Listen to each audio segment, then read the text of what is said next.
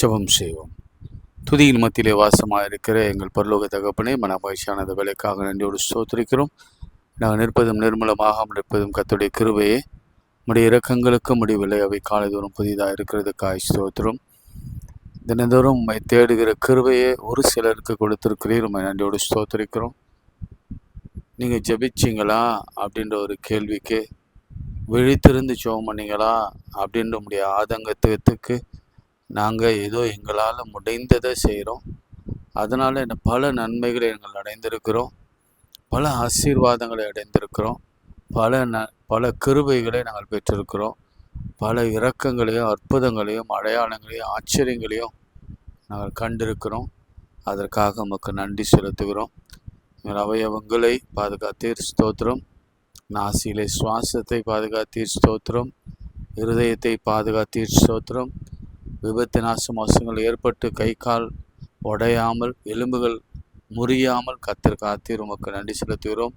பெற்றோர், கணவன், மனைவி, பிள்ளைகள், பேர பிள்ளைகள், அவருடைய கல்வி, திருமணம், வேலை வாய்ப்பு, குழந்தை பேரு, ப்ரமோஷன், வெளிநாட்டு விசா எல்லாவற்றையும் கொடுத்து ஆசீர்வதித்து உமக்கு ஸ்தோத்திரம். இயேசுவின் நாமத்தில் ஜெபிக்கிறோம் பிதாவே, ஆமென். விண்ணப்பத்தை கேட்பவரே, என் கண்ணீரை காண்பவரே, சுகம் தருபவரே. இந்த பாடலில் 2 சரணங்களை நாம் பாடுவோம். விண்ணப்பத்தை கேட்பவரே, என் கண்ணீரை காண்பவரே, சுகம் தருபவரே, ஸ்தோத்திரம் ஏசையா, சுகம் தருபவரே, ஸ்தோத்திரம் ஏசையா. உம்மால் கூடும், எல்லாம் கூடும், ஒரு வார்த்தை சொன்னால் போதும்.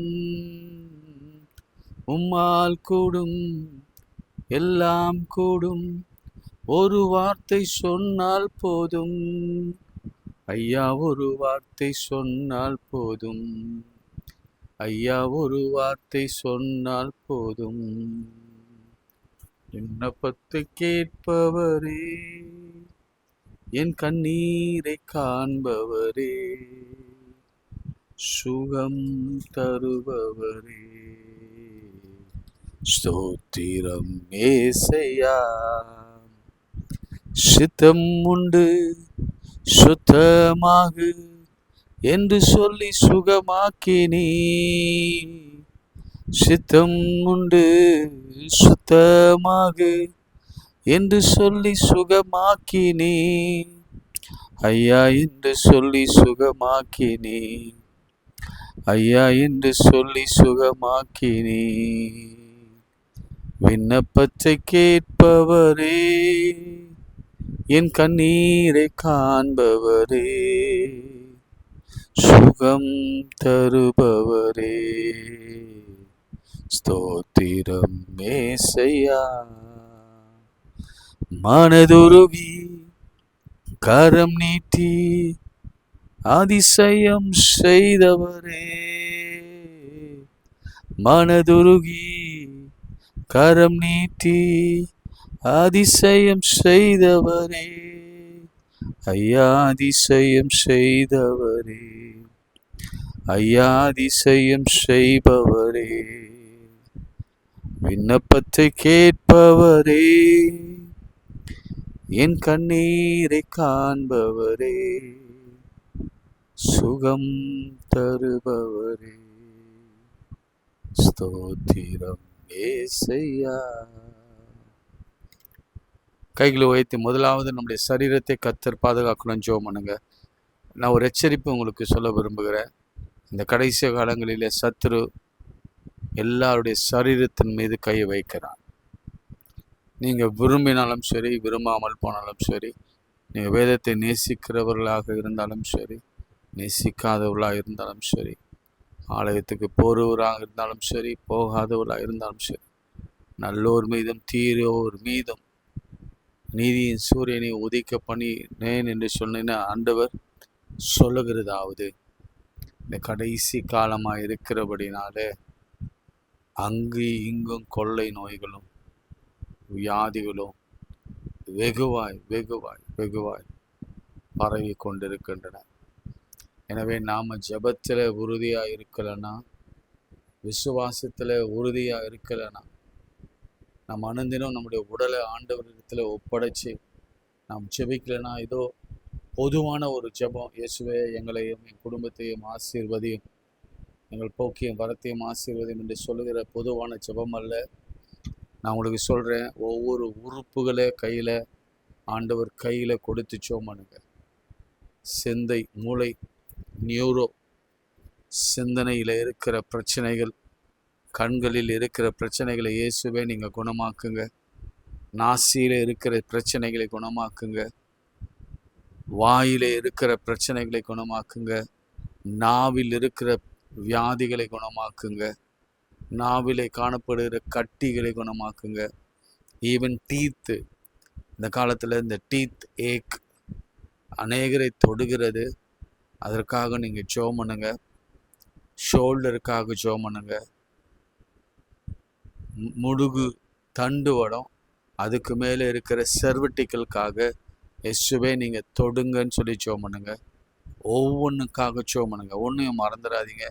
உங்கள் இடத்துல எந்த பலவீனம் இருக்கிறதோ, எந்த இடத்துல பலவீனம் இருக்கிறதோ, மாறுபடி இருக்கிறது, மூச்சு விட முடியல, ஜீரணத்தில் உபுஷமாக இருக்குது, ஜீரண குரல் இருக்குது, சிறுநீரகம் சரியாக வேலை செய்யலை, கிரியேட்டின், யூரியா இவையெல்லாம் ரொம்ப ஜாஸ்தியாக வருது, கல்லீரில் மண்ணீரில் ஒரு பெரிய பிரச்சனை இருக்குது, கட்டி இருக்குது, கணையத்தில் ஒரு பெரிய பிரச்சனை இருக்குது, ஸ்டண்ட்லாம் வைக்கிற அளவுக்கு கர்த்தர் காப்பாற்றி வைத்திருக்கிறார். நீங்கள் அதெல்லாம் இல்லாமல் அதுக்கெல்லாம் ஒரு பெரிய சொல்யூஷனை கொடுக்கும்படி ஜெபம் பண்ணுங்க. இடுப்பு பகுதிக்காக ஜெபம் பண்ணுங்க. இன்றைக்கி நிறைய பேருக்கு முதுகு தண்டில் வலி, முழங்கால்களிலே வலி, கட்டிகள் நிறைய பேருக்கு வருகிறது. இந்த சீசன் வெயில் காலத்தில் கட்டிகள் வந்து அநேகருக்கு ஜுரம், முழங்காலில் முழக்க முடியல, ஜெபம் பண்ண முடியல, முட்டி போட்டு நேராக நின்று கையை தூக்கி ஜெபம் பண்ண முடியல, காலில் ஒரு பிரச்சனை. நிறைய பேருக்கு நான் சரும வியாதிகளை நான் பார்க்குறேன், அலர்ஜியை பார்க்குறேன். இன்றைக்கி மருத்துவமனையெல்லாம் நிரம்பி வழிகிறது. அப்போலோ அங்கே நிரம்பி அது மார்க்கெட் பிளேஸ் மாதிரி மாறி இருக்கிறது. இன்றைக்கி யாருக்கு எப்பொழுது என்ன வரும்னே தெரியாது. எனவே நீங்கள் காலையில் என்னோடு கூட சேர்ந்து உங்களுடைய சரீரத்துக்காக மாத்திரமல்ல, உங்கள் கணவன், உங்கள் மனைவி, உங்கள் பிள்ளைகள், உங்கள் பேர பிள்ளைகள், நம்ம சமூகம், ஆயர் குடும்பம் எல்லாத்துக்காக நீங்கள் கருத்தோடு ஜெபம் பண்ணுங்க. வியாதியை உன்னிலிருந்து விலக்குவேன் என்று சொன்னீங்களே ஆண்டவரே, நம்முடைய தழும்புகளாலே நாங்கள் குணமாக்குறோம், குணமானீர்கள் என்று சொன்னீரே, குணமாக்குங்க. அடுத்து வேணும்னா நம்ம தேவைகளுக்காக ஜெபம் பண்ணலாம். ஆண்டவரே, என் கடன் மாறணும், குழந்தை பிறக்கணும், திருமணம் நடக்கணும், வேலை கிடைக்கணும், ஆண்டவரே உயர்வு கிடைக்கணும், ஆண்டவரே எங்கள் சத்துருக்கு பின்னிட்டு திரும்பி ஓடணும், ஆண்டவரே எங்களுக்கு விரோதமாக எழும்புகிற எல்லா சத்துருக்களின் செய்கைகளும் எண்ணங்களும் நிர்மூலமாக்கப்படணும், அபத்தமாக்கப்படணும். இது உமக்கு லேசான காரியம். எனக்கு தனிமையானவனுக்கு வீடு வாசல் ஏற்படுத்தி தருவேன்னு சொன்னவர். எனக்கு வீட்டை குறித்து ஒரு நல்ல செய்தி வரணும், லோன் கிடைக்கணும், வீடு வாங்கணும் என்று நீங்கள் பொதுவான ஜெபத்தை, வாகனத்திற்காகவும் ஜெபம் பண்ணுங்க. ஒரு குண்டு ஊசி உங்களுக்கு வேணும்னாலும் கூட கர்த்தரிடத்தில் கேளுங்க. ஒரு ஏர் பேண்டு வேணும்னாலும் கூட கர்த்தரிடத்தில் கேளுங்க. மனுஷன், பெற்றோர், உறவின் மக்கள் யாரும் கொடுக்க முடியாது. என் ஆண்டவராலே மாத்திரம்தான் கொடுக்க முடியும். ஆண்டவரே, நாங்கள் இதை கேட்டோம், நீங்கள் சொன்ன வார்த்தையே நாங்கள் சொல்லி கேட்குறோம். என் நாமத்தினாலே நீங்கள் எதை கேட்டாலும் அதை செய்வேன் என்று சொன்னவர். இயேசுவின் நாமத்தில் கேட்கிறோம் நல்ல பிதாவே, ஆமேன். பெற்றுக்கொண்டோம். நல்ல சத்தமாக ஒரு ஆமேன் சொல்லுங்க. இதனிலும் பெரிய காரியங்களை நீ காண்பாய். இன்றைக்கி ஒரு பியூப்பர்ட்ரி ஃபங்க்ஷன் போயிருந்தேன். அப்போ ஒரு தாயார் சொன்னாங்க, ஐயா நேற்று முன்தினம்லாம் நீங்கள் நேற்றெல்லாம் பேசி கொண்டிருந்த பொழுது இந்த வார்த்தையை சொல்லி ஜெபம் பண்ணீங்க. இதனிலும் பெரிய காரியங்களை செய்வார். இன்றைக்கு அது நிறைவேறியிருக்கிறது. ரொம்ப நல்லா நடந்தது அந்த ஃபங்க்ஷன். அநேகர் வந்தாங்க. அந்த பிள்ளைகளுக்கு மிகவும் ஆசீர்வாதமாக இருந்தது. எனவே நம்ம வார்த்தையை நம்பினா, வார்த்தைக்கு செவி கொடுத்தா, வார்த்தையை இருதயத்தில் பதித்து வைத்தா, வார்த்தையை சிந்தனையில் கொண்டு வந்தா, பொல்லாப்பு உனக்கு நேரிடாது, வாதை உன் கூடாரத்தை அணுகாது. வேற மருந்தே இல்லை, வேற வழியே இல்லை, வேற உதவி செய்கிற மருந்து அல்ல, மாத்திரை அல்ல, மருத்துவம் அல்ல, மருத்துவமனை அல்ல. நீங்கள் உள்ளே போயிட்டாங்களாவே போதும், அது எப்படி நம்ம திரும்பி வருவோம்னு தெரியாது. அப்படிப்பட்ட ஒரு சூழ்நிலையில் வாழ்ந்து கொண்டிருக்கிறோம். அதனால் நம்ம விசுவாசத்தோட ஆண்டவரை பற்றி கொள்ள வேண்டும், ஆண்டவரிடத்தில் கேட்க வேண்டும். இன்றைக்கு ஒரு காரியத்தை நான் வாசித்துட்டு சின்னதாக ஒரு இன்சைட் மட்டும் சொல்லிட்டு நான் ஜெபிக்க போகிறேன். லூக்கா 6ஆம் அதிகாரம் 5ஆம் அதிகாரம், மன்னிக்கவும், 5ஆம் அதிகாரம் 12ஆம் வசனம். பின்பு அவர் ஒரு பட்டணத்தில் இருக்கையில் குஷ்டரோகம் நிறைந்த ஒரு மனுஷன் இயேசுவை கண்டு முகங்குப்புற விழுந்து, ஆண்டவரே, உமக்கு சுத்தமானால் என்னை சுத்தமாக்க உம்மாலே ஆகும் என்று அவரை வேண்டிக் கொண்டான். நல்ல கவனிங்க. நான் ஏற்கனவே அறிமுகத்திலே சொல்லிட்டேன், வியாதி யாரை வேணாலும் தொடலாம், பிறந்த குழந்தையிலிருந்து. இப்போ பிறக்கிற குழந்தை ரொம்ப கஷ்டத்தோடு தான் பிறந்து, அதற்கு பல சிக்கல்கள் வந்து அந்த பிள்ளைகள் வளர்ந்து கொண்டிருக்க அந்த பெற்றோருக்கு அவ்வளோ பாரம். ஒரு 8-7 மாதம் சுமந்து பெற்றெடுத்த பிள்ளை இன்னும் சரியாக பால் குடிக்கலை, சரியாக வளரலை அப்படின்னு நினைக்கும் பொழுது நான் சொல்கிற வர விஷயம் என்னென்னா, அப்படி தாயின் கருவில் இருக்கும் பொழுதே, தாயின் கருவிலிருந்து வெளியே வந்த பிறகும் இறக்கிற வரைக்கும், அது சிறு பிள்ளையாக இருக்கலாம், 6-7 வயதாக இருக்கலாம், 10-12ஆக இருக்கலாம். நான் சொல்கிறதெல்லாம் ஸ்டேஜஸ். 10-12ஆக இருக்கலாம், அல்லது 16-18ஆக இருக்கலாம், அல்லது 20-26ஆக இருக்கலாம், அல்லது 30-38ஆக இருக்கலாம், 40ஆக இருக்கலாம், 50ஆக இருக்கலாம், 60ஆக இருக்கலாம். யாரை எப்பொழுது வியாதி வரும் என்று சொல்லவே முடியாது. ஒரு சிலருக்கு சாதாரணமான வியாதிகள் வரும். ஆனால் மருத்துவரிடத்தில் போகிற பொழுது பூதாகரமான சில ஆய்வுகள் வரும் பொழுது, அவ்வளோதான், ஆண்டவரே, எங்கள் குடும்பத்திலே இல்லையே, எங்களுக்கு ஏன் இப்படி வந்தது என்று கேட்கிற ஒரு பெரிய கேள்வி நமக்குள் வந்தது. எனக்கு தெரிந்த நண்பர்கள், நெருங்கிய நண்பர்கள், திடீரென்று இருதயத்தில் ஏற்பட்ட பிரச்சனையினால அவங்க மருத்துவமனையில் அனுமதிக்கப்பட்டு ஆன்ஜியோ பண்ணி ஸ்டண்ட் வச்சு இப்போ சுகமாக இருக்கிறாங்க. எதிர்பார்க்கவே இல்லை. ஊழியர்களை நான் சொல்லுகிறேன். அதே போல் உலகளாவில ஊழியர்களும் சரி, சாமானிய கிறிஸ்தவர்களும் சரி, விசுவாசிகளும் சரி, எல்லாருக்குமே இந்த வியாதி ஒரு பெரிய சவாலாக இருக்கிறது. நம்ம கொரோனாவெல்லாம் சந்திச்சிட்டோம். அப்பொழுது பெரிய பாதுகாப்பை கர்த்தர் கொடுத்து வாதையை விலக்கினார். ஆனால் இந்த 26ஆம் ஆண்டு துவக்கத்திலிருந்து நாம் கொடுக்கப்பட்ட நமக்கு வாக்குத்தத்தம், ஈசாக்கு விதைத்தான், அந்த வருஷத்தில் அவன் 100 மடங்கு பலனை பெற்றுக்கொண்டான், அவன் வர விருத்தி அடைந்தான் என்று நாம் போன வருஷத்தின் முந்தின வருஷத்தை பார்த்தோம். எத்தனை பேருக்கு அது நடந்தது என்று எனக்கு தெரியாது. இந்த வருஷம் ஆபிரகாமை பார்த்து உன் வழியாக நான் அநேகரை ஆசீர்வதிப்பேன் என்று ஆண்டவர் சொன்னார். நான் கிரேட் நேஷனாக உன் வழியாக நான் மாற்றுவேன் என்று சொன்னார். நம்மை ஒரு ஆசீர்வாதத்தின் கருவியாக வைத்திருக்கிறார். ஆனாலும் கூடவே இந்த வியாதிகள், இந்த பலவீனங்கள், குஷ்டரோகம் என்று சொல்லுகிற பொழுது இந்த காலத்தில் இருக்கிற கேன்சர் மாதிரியான ஒரு நோய்கள், சிறுநீரக சம்பந்தமான செயலிழப்புகள், லிவரில் ஏற்படுகிற பிரச்சனையினால அது ஒரு சீரியஸ் இஷ்யூவாக போய் முடிகிறது. சிலருக்கு ஸ்ட்ரோக்கு. ஏனென்றால் நாம் இந்த கொரோனா சமயத்தில் ஏற்பட்ட அந்த பாதிப்புகள் தான் இப்போது நிறைய ஸ்ட்ரோக்ஸும் நிறைய ஹார்ட் அட்டாக்ஸும் வருகிறதாக ஆய்வு சொல்லுகிறது. பயப்படாதீங்க, இதை சொல்வதனால பயப்படாதீங்க. ஒரு தீங்கும் நமக்கு அணுகாது. இப்படி ஏன் இதை சொல்ல வரேன்னா, நம்ம சுதாரித்திருக்க வேண்டும், எப்பொழுதும் ஆண்டவரிடத்திலே தான் இருக்க வேண்டும்.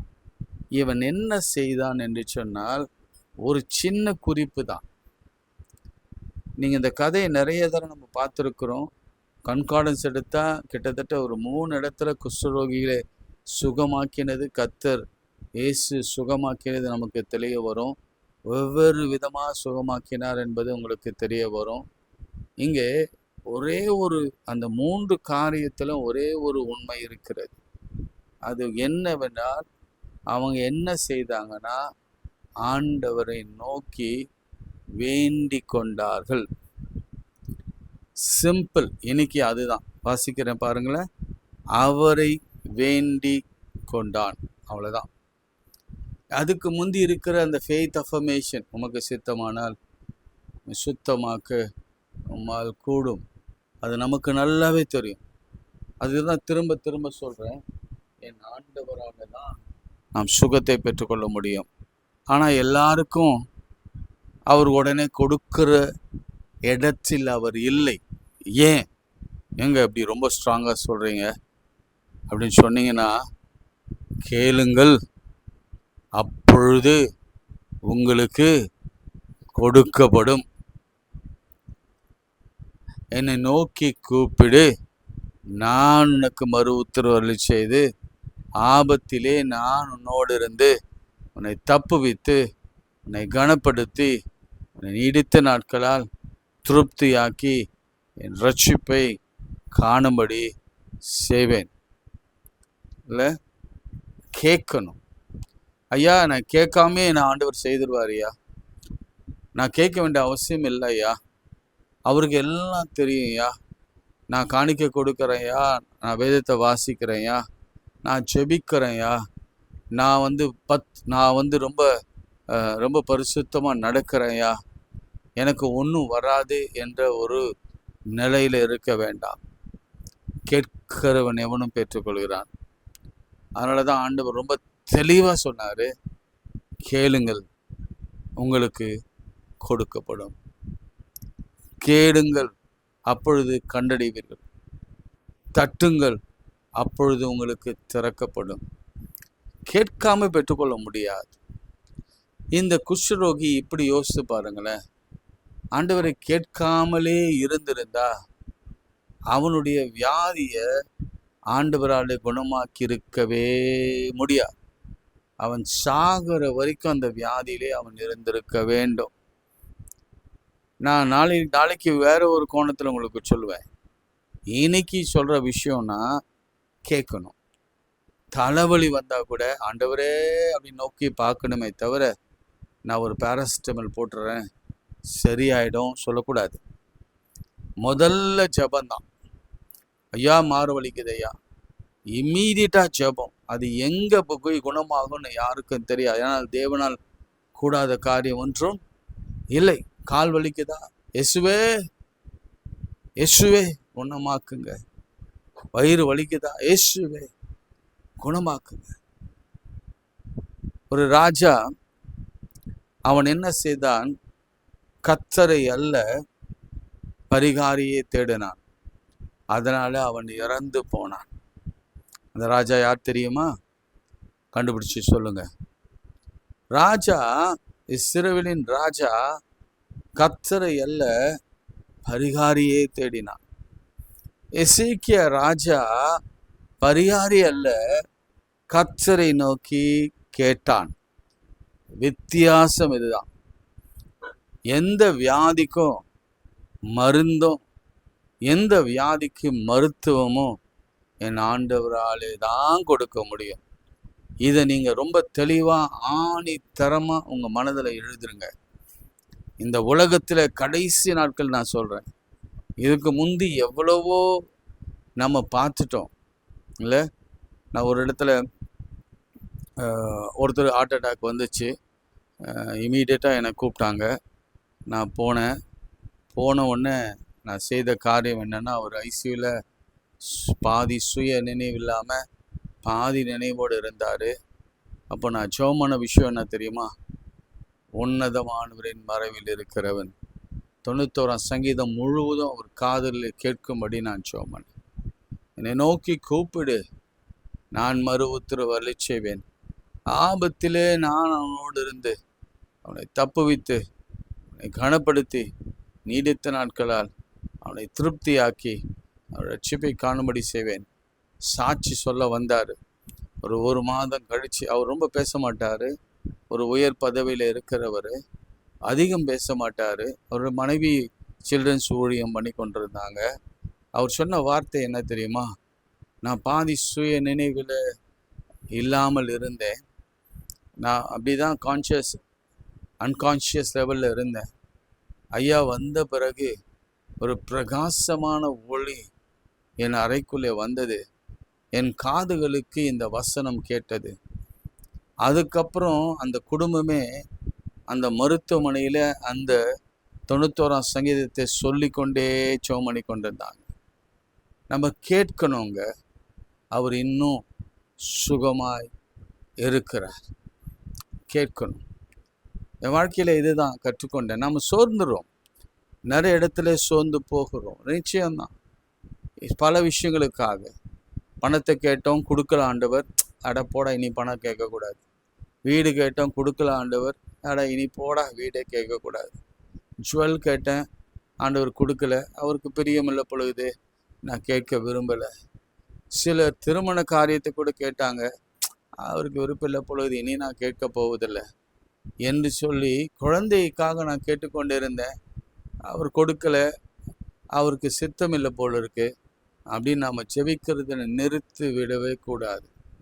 அவன் ரொம்ப தெளிவாக சொன்னான், என்னை சுத்தமாக்க உம்மாலே ஆகும் என்று அவரை வேண்டிக் கொண்டான்.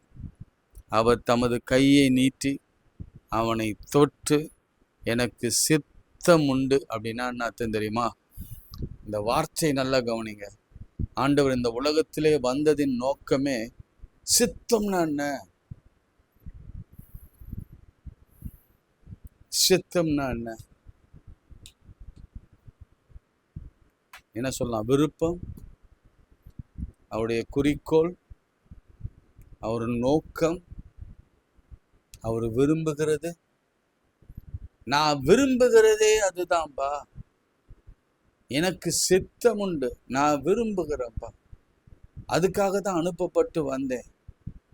நீ சுத்தமாகு என்றார். உடனே அவன் சுத்தமானான். பாருங்க என்ன சொல்றது என்றார். உடனே குஷ்டரோகம் அவனை விட்டு நீங்கிற்று. உடனே நல்லா கவனிங்க. கை விரலெல்லாம் போயிருக்கும், எல்லாம். அது குஷ்டரோகம் எக்ஸ்பிளைன் பண்ண விரும்பலை. குஷ்டரோகம் எப்படி இருக்குன்னு உங்களுக்கு தெரியும். இம்மீடியட்டாக அவனுடைய டிரான்ஸ்ஃபர்மேஷன் சொல்லுவேன். இன்னைக்கும் நான் சொல்லுவேன், நீங்கள் கேட்டீங்கன்னா மறு நிமிடமே கர்த்தர் மூச்சு விட முடியல, இயேசுவே மூச்சு விட முடியும், இருதயம் நின்று போச்சு, இயேசுவே இருதயம் துடிக்க ஆரம்பிக்கும், இயேசுவே டிசென்ட்ரி நிறுத்தும், இயேசுவே இந்த சிறுநீருக்கு ஓட மாட்டேங்குது, ஓட வைங்கப்பா, ஓட வைங்க. ஒரு காரியத்தை இருதலே செய்யணும். சாட்சியாய் போய் சொல்லணும். கேட்பது மாத்திரமல்ல, சாட்சியாய் சொல்லணும். நான் இப்படி மாற்றி சொல்கிறேன், நீங்கள் சாட்சியாய் சொல்லும்படி ஆண்டவர் கேட்டுக்கொண்டதுனால உங்களுக்கு குணம் வேணும்னா, சுகம் வேணும்னா, நான் சாட்சி சொல்வேன்னு சொல்லி ஒரு முடிவெடுங்க. உத்தரவாதம் எடுங்க. கர்த்தர் குணமாக்குவார். ஜெபம் பண்ணலாம். அன்புள்ள ஆண்டவரே, இந்த வார்த்தைக்காக நன்றியோடு ஸ்தோத்திரிக்கிறேன். சுகம் கொடுக்கிற இயேசு கர்த்தர், பரிகாரியான கர்த்தர் எங்களோடு இருக்கிறார். என்னை நோக்கி கூப்பிடு என்றார். என்னை தேடுகிறவன், என்னை கூப்பிடுகிறவன், தட்டுகிறவனுக்கு திறக்கப்படும் என்று சொல்ல வார்த்தையின்படியே பைபிளில் யாரெல்லாம் உம்மை நோக்கி கூப்பிட்டாங்களோ அவங்களுக்கு எல்லாருக்கும் கர்த்தர் மறு உத்தரவு செய்தார். இதில் டெட்லி டிசீஸ் என்னன்னா குஷ்டரோகம்.